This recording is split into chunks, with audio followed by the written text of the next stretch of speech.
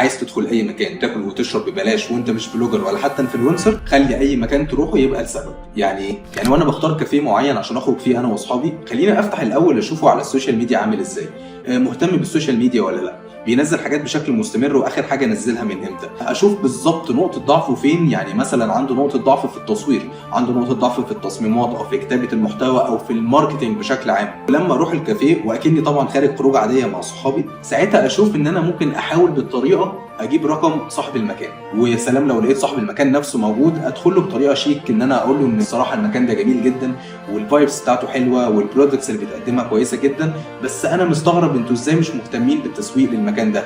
انا شايف ان انتوا لو اهتميتوا بالتسويق هتغطوا على اماكن كتيره قوي لو الماركتنج او التسويق تم بطريقه بروفيشنال. وفي اخر الكلام قول له انا فلان الفلاني وبشتغل في كذا، وتقدر تكلمني في اي وقت لو محتاج اي مساعده، وان المقابله بان انتوا تبقوا اصحاب. وعود نفسك ان اي مكان تروحه تبقى شايفه بنظره بزنس، حتى لو انت خارج مع اصحابك، ومن وسط 10 اماكن هتلاقي في مكان فيهم بيكلمك يقول لك انا عايز اشتغل معاك.